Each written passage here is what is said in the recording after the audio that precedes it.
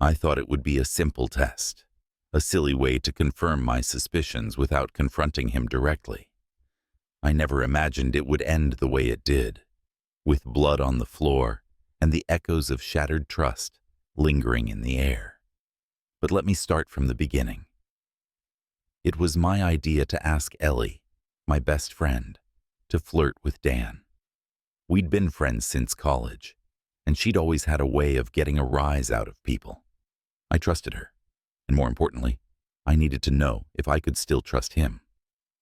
Dan and I had been married for 7 years, and recently things just felt off. His late nights, the secretive texts, and the way he barely looked at me anymore. So, I asked Ellie to push his buttons, to see if he'd bite. She hesitated at first, but I convinced her it would be harmless, just a loyalty test. She started casually texting him, turning on her charm. I watched from the sidelines, thinking I'd catch him slipping. But Dan seemed oblivious, brushing off her advances with awkward laughs and polite rejections. I should have felt relief, but instead a dark curiosity took root inside me, pushing me to see how far Ellie could take it. Ellie visited our house more often, turning her flirty texts into casual, playful touches. Dan seemed uncomfortable, but I noticed a change. His smile when she was around, a brightness in his eyes that had been missing for months. And one night, when I stayed late at the yoga studio, I asked Ellie to keep him company at home. It was the ultimate test. When I arrived back, the house was eerily quiet, and the air felt thick. I called out for Dan, and then Ellie, but there was no answer. My heart raced as I walked upstairs, my footsteps heavy on the hardwood floor. And then, I saw them. Ellie, lying on the bedroom floor, a pool of red spreading beneath her. Dan knelt beside her, his hands stained, his face pale as he muttered, "I didn't mean to. She wouldn't stop." I froze, the scene searing into my mind, my plan crumbling in my hands. He looked up at me with eyes that begged for forgiveness, but all I could see was my own guilt staring back at me.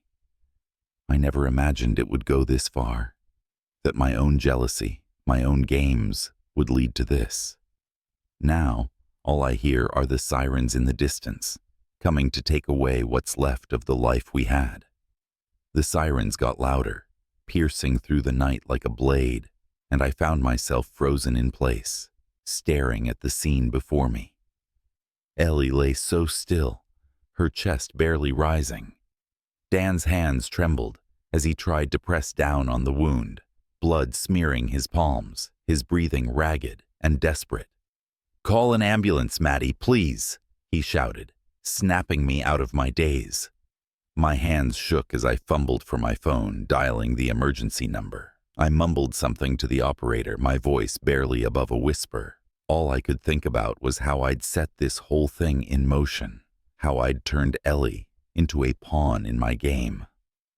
I thought back to how I convinced her to keep pushing him, to get closer. I never thought she'd actually make a move, that she'd start to feel something real. But now, as I stood there, I realized I'd crossed a line that should have never been crossed, and now Ellie was paying the price.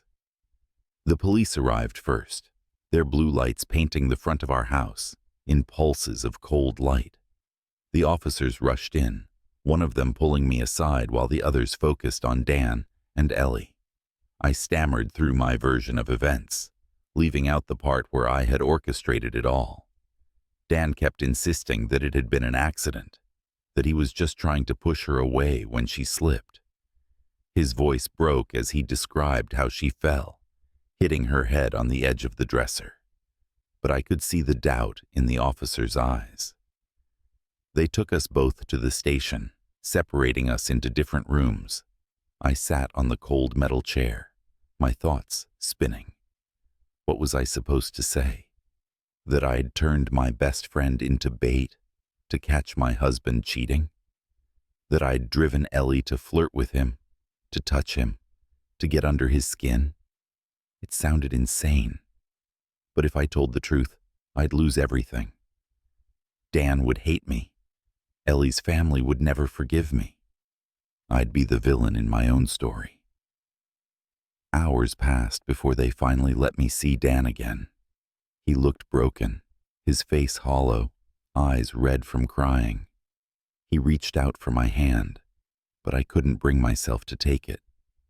It was like I was looking at a stranger, the man I thought I knew slipping further and further away. "Did you know?" he asked, his voice barely more than a whisper. "Did you know she had feelings for me?" I couldn't answer. How could I tell him that I'd suspected it all along, that I'd wanted to see if he would fall for her? He shook his head, a bitter laugh escaping his lips. "You knew, didn't you?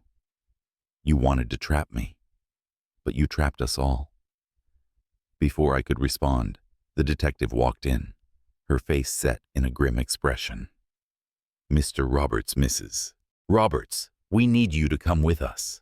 Miss Ellison has succumbed to her injuries." Her words slammed into me, taking my breath away. Ellie was gone. I felt like the ground had disappeared beneath me, my legs turning to jelly. Dan's grip tightened on my arm, his expression twisting in a mixture of horror and disbelief. "Wait, no, that's not possible," he said, shaking his head as if trying to deny the truth. "I tried to stop the bleeding. I didn't mean for this to happen. But it was too late." Ellie's death was now a reality, and the detective's next words sent a chill down my spine. "We're bringing you both in for further questioning. Given the circumstances, we'll have to determine if this was self-defense or something more." As they escorted us out of the station, past the cameras and the flashing lights, I realized that everything I had known, every plan I had made, had crumbled. The weight of my choices pressed down on me, crushing my breath, leaving me numb. I had thought I could control the situation, but now Ellie was dead. Dan might be facing charges, and our carefully constructed lives had collapsed into a mess of secrets and lies. And all I could think was, how did it come to this? The police station was cold, sterile. My thoughts ran in circles as they placed me in an interview room, the hum of a fluorescent light buzzing in the silence. I had hours to think, hours to replay every choice I had made, every word I had said to Ellie, and every moment of doubt that had led me to this place. How could a simple test of loyalty spiral so wildly out of control? When the detective finally entered, she sat across from me, with a look that was all business. Her eyes pierced through me, seeing past my carefully maintained facade, past my excuses and half-truths. She didn't ask me what had happened right away. Instead, she sat back, arms crossed, as if she was waiting for me to crack under the weight of my own guilt. "So, Maddie," she began, her voice unnervingly calm, "let's talk about your relationship with Ellie." I swallowed hard, my mouth dry. She was my best friend. We've known each other since college. And you asked her to test your husband's loyalty. Is that right? The words hung in the air, and I felt the last threads of control slipping away. She knew. Of course she knew. Ellie must have told someone, maybe a message on her phone or a conversation with a mutual friend. I couldn't deny it now, not without making everything worse. "Yes," I whispered, my voice barely audible. "I asked her to flirt with him, to see if he would, you know." The detective's expression didn't change, but I saw a flicker of something in her eyes. Maybe disgust, maybe pity. I couldn't tell. "And what did you hope to accomplish, Maddie?" I didn't have an answer for that. All I could think about was how foolish I had been, how desperate. What had I really wanted? Proof that Dan would cheat, or proof that he wouldn't? Or maybe just proof that he still cared enough about me to resist temptation? I shook my head, my eyes welling up. I never meant for any of this to happen. I thought it would be harmless. Just a way to know the truth. Her gaze hardened, turning from the sympathetic listener to the sharp-eyed investigator. But it wasn't harmless, was it? Ellie is dead, Maddie. Your husband is looking at manslaughter charges, and depending on how this all shakes out, you could be facing charges of your own. Coercion, endangerment. You set this all in motion. I felt like the walls were closing in on me, the air thick with accusation. I leaned forward, my hands trembling. You don't understand. Ellie went too far. She started to feel something for him. It wasn't supposed to be like that. I didn't know she would what? Fall for him? The detective interrupted, her voice sharp. Or that your husband might actually care about her too? You created a powder keg, Maddie, and now you're shocked it exploded? Tears streamed down my face, but I fought them back, desperation clawing at my chest. Please, you have to believe me. Dan didn't mean to hurt her. He said she fell. He was trying to stop her. And they struggled. It was an accident. The detective leaned back, folding her hands over the manila folder on the table. That's what we're trying to determine. But here's the problem. Intent matters. If Dan pushed her too hard, if he lost control, it might be enough to charge him with manslaughter. And if we find that you manipulated the situation, that you used your friend as a tool in a dangerous game, well, that changes things for you too. I stared at her, numb. It was all falling apart, slipping through my fingers like sand. I could hear the murmur of voices outside the room, the occasional ring of a phone. Somewhere, Dan was probably going through his own version of this conversation, and I wondered if he was blaming me for everything, if he hated me now. Hours later, they finally let me out on bail. But Dan wasn't with me. They were holding him overnight, still trying to piece together exactly what had happened between him and Ellie. As I walked out into the night, the cold air stinging my cheeks, I saw the faces of our neighbors staring from behind their curtains, the whispers that would follow me for as long as I lived here. I drove home alone, my hands gripping the steering wheel so tightly that my knuckles turned white. The house was dark when I arrived, a hollow shell that no longer felt like home. Every corner of it reminded me of the secrets we'd kept, the lies we'd told each other. I walked into the bedroom, seeing the spot where Ellie had lain, where Dan had knelt beside her, and I couldn't hold back the sob that tore from my throat. Collapsing onto the floor, I buried my face in my hands. I thought back to the moments with Ellie before everything went wrong. Our late-night talks, the easy laughter, how she'd been there for me when no one else was. And now, she was gone, and I had made her a part of this twisted game. I wondered if she'd ever forgive me, if Dan would ever forgive me, if I could ever forgive myself. I don't know what will happen next. I don't know if Dan will be charged, if they'll come for me too. All I know is that I broke something that can never be fixed, and there's no going back. The days blurred together after that night. The house was filled with silence, but it felt like the walls themselves were whispering, reminding me of every choice that had led to this nightmare. Dan was denied bail, kept in custody as the charges were sorted out. They decided on manslaughter, saying that while he may not have meant to kill Ellie, his actions had gone too far. It was a technical term, but it meant years, decades maybe, of his life lost, all for a moment of rage. I tried to visit him in jail, thinking we could at least face this together, but he refused to see me. The guards told me he'd requested no contact with me. The words hit me like a slap, but I couldn't blame him. In his eyes, I was the reason he was behind bars, the reason Ellie was dead, and he wasn't wrong. The police interviewed me again, this time with lawyers present. They pressed me on the role I'd played, the way I'd set up Ellie to test Dan's loyalty. I thought they might arrest me too, charge me with something that sounded as cold as my actions had been: criminal negligence, reckless endangerment. But in the end, they didn't. I wasn't innocent, but I wasn't legally guilty either. Just morally stained, forever tied to the tragedy I'd caused. The day of Dan's sentencing, I sat at the back of the courtroom alone. Ellie's parents were there, staring straight ahead, their faces drawn tight with grief.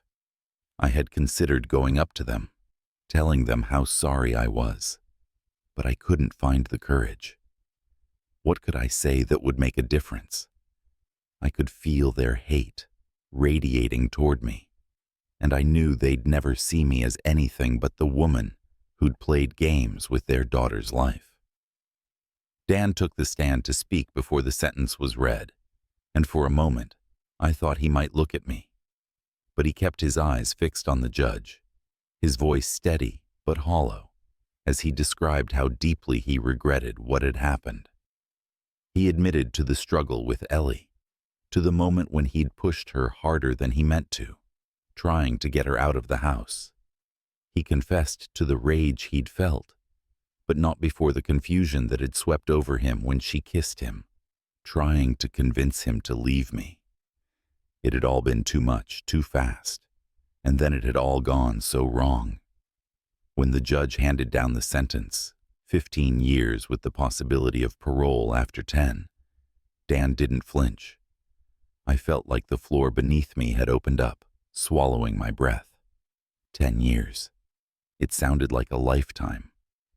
But as I looked at him, his face set in a mask of resignation, I realized that he was already a ghost of the man I'd known, and maybe I had become a ghost too.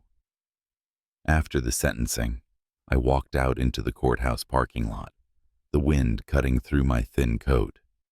I stood there, staring up at the gray sky, wondering how my life had shrunk to this point. I had no one left.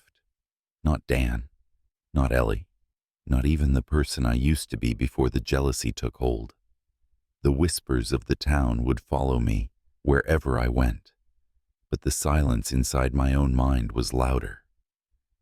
I sold the house a few months later, leaving behind the memories trapped inside its walls. Riverside had no place for me anymore. I moved to a small town where no one knew my name, where I could start over, if that was even possible. But even in this new place, I couldn't escape the shadows of what I'd done. Every time I closed my eyes, I saw Ellie's face, heard her laugh, felt the sting of my own betrayal. I've tried to find some meaning in what happened, some way to make sense of why I let my fears spiral out of control, why I dragged Ellie into a game that was never hers to play. But all I'm left with is the knowledge that sometimes, when you look too hard for the truth, you end up breaking everything in your path. Dan will get out one day, and maybe then he'll be able to forgive me. Maybe not. But I know that the person I need forgiveness from the most is gone forever, buried alongside the secrets and lies that I spun into a web that trapped us all. As I sit here writing this down, I know that I'll never be able to change what happened. But maybe, just maybe, telling the story will be enough to keep me from drowning in the silence. And if anyone finds these words, if anyone wonders what became of that quiet woman who moved into town, let them know that I was once a wife who tried to play God and lost everything for it. Let them know that sometimes the truth is a weapon, and once you unsheath it, you can't control where it cuts.